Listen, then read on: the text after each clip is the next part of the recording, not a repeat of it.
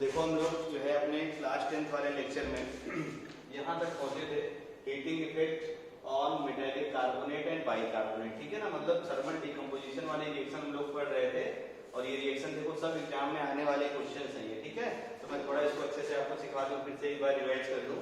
देखो मैंने पिछले क्लास में है ना, पिछले लेक्चर में आपको एक रूल बताया था कि जब भी आपके पास कोई भी मेटालिक कार्बोनेट हो, ठीक ना, कोई भी मेटालिक कार्बोनेट अगर है तुम्हारे पास, तो तुमको मैंने रूल बताया था, याद करो। मेटालिक कार्बोनेट को जब हम लोग हीटअप करते हैं तो क्या बनता है, याद करिए, मेटालिक ऑक्साइड। पहले रूल आपको दिमाग में रखना चाहिए खूब अच्छे से। मेटालिक ऑक्साइड और प्लस क्या होता है, देखो, कार्बन डाइऑक्साइड। ये आपको एक रूल मैंने बताया था, ठीक है ना। और जो मेटालिक कार्बोनेट है, ठीक है ना, इसके कुछ एक्सेप्शन थे और वो एक्सेप्शन आपको दिमाग में बैठना चाहिए। तो सबसे पहला देखना ध्यान से, मैंने बोला था एक्सेप्शन में आपको क्या क्या रखना है। तो एक्सेप्शन नंबर 1, ठीक है ना, एक्सेप्शन नंबर 1 क्या था, आप याद करिए। तो मैंने बोला था कि जो ग्रुप 1 है, ग्रुप 1 मतलब इसी को हम लोग रोमन में क्या लिखते हैं, फर्स्ट है। बैलेंसी चार्ट में आपको बताया था lithium, sodium, potassium, rubidium, caesium और फ्रांसियम, ठीक है ना।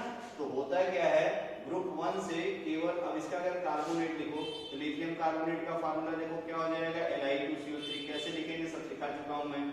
सोडियम कार्बोनेट का फार्मूला देखो क्या हो गया, Na2CO3। पोटेशियम कार्बोनेट का फार्मूला देखो क्या हो गया, K2CO3। पूछेगा गर्म करने पे क्या होगा, गर्म करने पे क्या होगा, गर्म करने पे क्या होगा। अब देखो फ्रांसियम रेडियो एक्टिव है, फ्रांस में रहता है, पहले ही बोल चुका हूं, इसको नहीं पढ़ना है, इसकी रिएक्शन। तो अब इस क्वेश्चन में अगर पूछे लिथियम कार्बोनेट को गर्म करोगे तो क्या होगा, तो लिथियम कार्बोनेट को गर्म करते हैं तो लिथियम ऑक्साइड और प्लस CO2 गैस मिलता है। लेकिन जब हम लोग सोडियम कार्बोनेट को गर्म करते हैं तो कुछ भी नहीं होने वाला। पोटेशियम कार्बोनेट को गर्म करोगे कुछ भी नहीं होने वाला। तो एक्सेप्शन नंबर 1 क्या हो गया, ग्रुप 1 से, ठीक है ना, ग्रुप 1 से केवल एक कार्बोनेट डिकम्पोज होता है, ओनली कौन सा, लिथियम। बाकी और किसी के कार्बोनेट डिकम्पोज नहीं होते हैं। ये पिछले क्लास में आपको मैंने बताया था। फिर देखना ध्यान से, दूसरा एक्सेप्शन जो था, याद करिए, एक्सेप्शन नंबर 2 है ना। ऐसे ही लिख लिख कर आप पढ़ेंगे तो आपको रिएक्शन हमेशा के लिए याद हो जाएगी। और अभी याद कर लिए तो हर साल मतलब 9, 10, 11, 12 जब तक केमिस्ट्री पढ़ेंगे तब तक ये इनऑर्गेनिक रिएक्शन का काम पड़ता है। एक्सेप्शन नंबर 2 देखो मैंने क्या बताया था कि जब भी आप हाफा के कार्बोनेट को गर्म करेंगे, किसके कार्बोनेट को, याद करो, हाफा के कार्बोनेट को गर्म करोगे, जब भी हाफा के कार्बोनेट को गर्म करते हैं, याद करिए, तो मैंने क्या बोला था, हाफा खुद सॉलिड के फॉर्म में डिस्प्लेस हो जाती है और प्लस क्या होता है, CO2 और प्लस क्या होता है, देखो, ऑक्सीजन गैस निकल जाती है। अब हाफा क्या है ये भी आपको मैंने बताया था। हाफा मतलब क्या है, देखो, मरकरी। ए मतलब क्या है, Ag। ई मतलब क्या है, देखो ध्यान से, प्लैटिनम, ठीक है ना, आई समझ में। और ये क्या है तुम्हारा, देखो, गोल्ड। ये क्लियर हो जाना चाहिए आपको।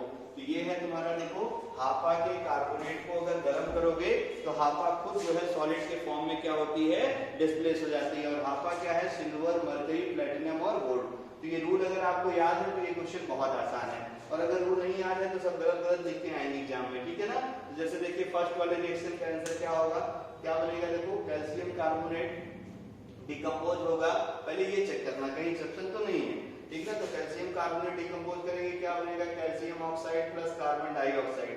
कार्बन डाइऑक्साइड गैस के फॉर्म में, जितने भी सॉल्ट है वो सॉलिड के फॉर्म में, जितने भी मेटालिक ऑक्साइड है वो किस फॉर्म में है, सॉलिड के फॉर्म में। तो calcium oxide solid, calcium carbonate solid और कार्बन डाइऑक्साइड गैसेस। चाहे ऐसे एरो बनाओ चाहे नीचे गैस लिखो या दोनों लिखो तब भी कोई फर्क नहीं पड़ेगा।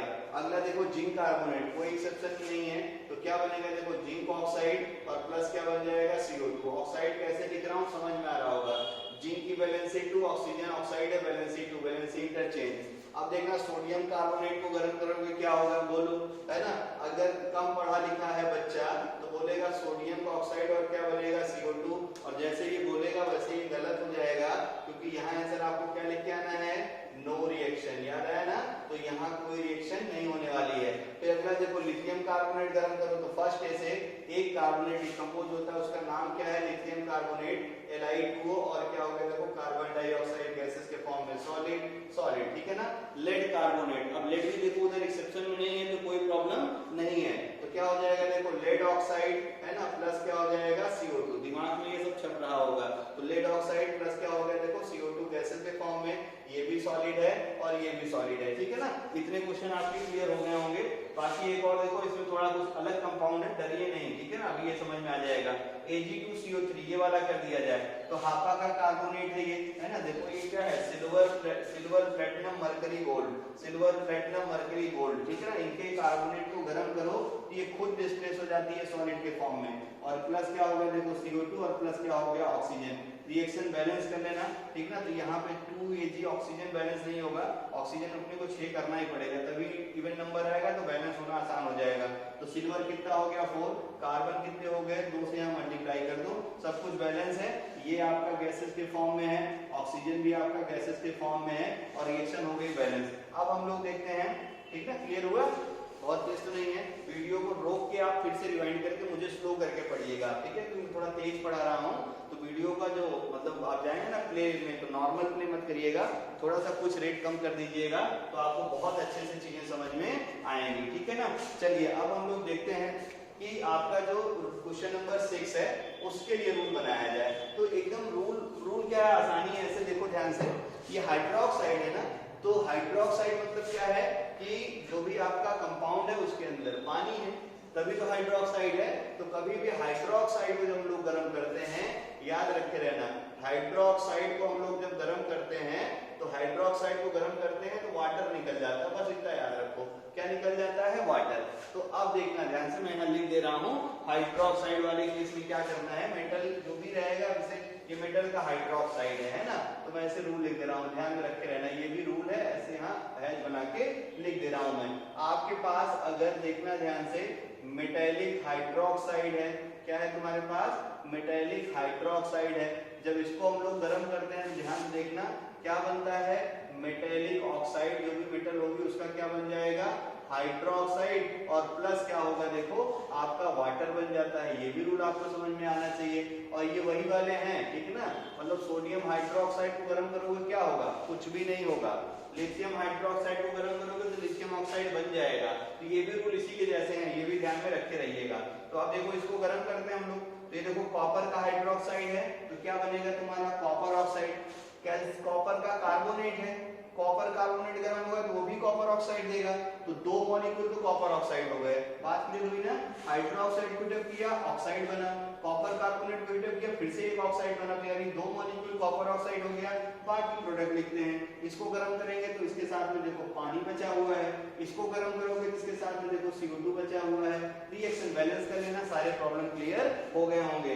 अगला देखो लेड हाइड्रोक्साइड, फिर से वही कहानी, तो लेड हाइड्रोक्साइड गर्म होगा, लेड ऑक्साइड बनेगा, लेड कार्बोनेट गर्म होगा, लेड ऑक्साइड बनेगा, तो कम से कम 2 मॉलिक्यूल बनेगा। और हाइड्रोक्साइड को गर्म करेंगे वाटर, और कार्बोनेट को गर्म करोगे CO2, कोई प्रॉब्लम नहीं हो रही होगी। तो ये है आपका फर्स्ट टाइप का रिएक्शन, जब आपको मेटल के कार्बोनेट को गर्म करेंगे तब कैसे कैसे होने वाला है, ठीक है ना। अगला हम लोग इसी में पढ़ते हैं मेटल का बाइकार्बोनेट, में कुछ नहीं बदलूंगा, ध्यान से देखिएगा, सेकंड रूल है अपने पास। अभी हमने सिर्फ कार्बोनेट के लिए बताया है, अब मैं आपको इनके बाइकार्बोनेट के लिए बताता हूँ, ध्यान से देखिएगा, ये भी आपका ताकि क्लियर हो जाए। तो कैसे करेंगे खूब अच्छे से देखो। अब इसमें क्या करना है, जो सिर्फ कार्बोनेट है इसको मैं लिखता हूँ मेटेलिक बाइकार्बोनेट। अब तुम्हें अच्छे से पता है मेटेलिक बाइकार्बोनेट का फॉर्मूला क्या होगा। मेटल मान लो वैलेंसी x वाला है, बाइकार्बोनेट आप जानते हैं कौन सा रेडिकल होता है, SCO3, वैलेंसी इसकी कितनी होती है -1, हमें मैग्नीट्यूड से काम है।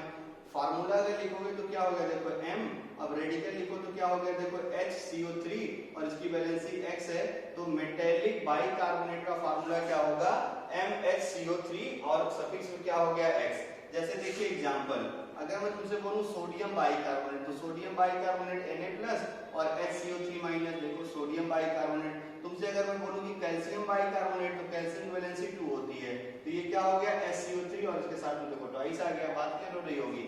तो यहाँ भी रूल वही है, ध्यान से देखना, ये तो जनरल रूल है। अब इसके एक्सेप्शन देखो ध्यान से, एक्सेप्शन की हम लोग बात करेंगे, तो इसका जो एक्सेप्शन नंबर 1 है, फिर वही कहानी, ठीक ना।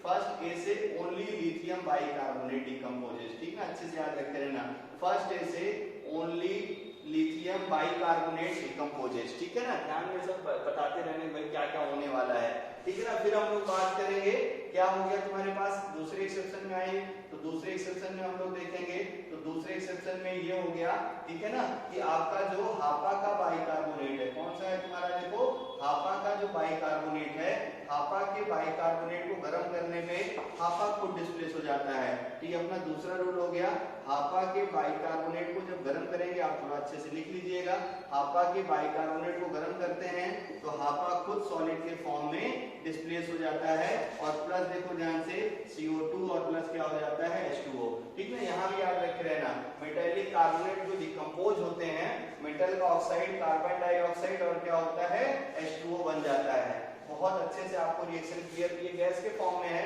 लिखिए चाहे नहीं लिखिए, फेज आपका बाद वाला मैटर, जब फेज पढ़ाऊंगा तब देखते रहना ध्यान से, है ना। CO2 रूम टेम्परेचर पे गैसेस ही होती है। तो ये बाइकार्बोनेट है, बाइकार्बोनेट को गर्म करो, मेटल का ऑक्साइड बनेगा, CO2 बनेगा, H2O बनेगा। ठीक है, तो इसके भी कुछ एग्जांपल कर लिए जाए ताकि आपको अच्छे से क्लियर पता चल जाए। जैसे देखो मैं तुमसे बोलूं इसका एग्जांपल, मैं आपसे बोलूं कि आप बताइए जरा, कैल्शियम बाइकार्बोनेट को गर्म करोगे क्या होगा, ठीक ना, फिर से लिखा जाए तो मैं बोलूं तुमसे कि कैल्शियम बाइकार्बोनेट को गर्म करो क्या होगा, CaSCO3 होल ट्वाइस, बोलो क्या होगा, कैल्शियम का ऑक्साइड बनेगा, प्लस बोलो क्या होगा, CO2 गैसेस बनेगी, और प्लस क्या होगा, देखो H2O। रिएक्शन बैलेंस कर लेना, कोई प्रॉब्लम नहीं होनी चाहिए आपको, ठीक है ना।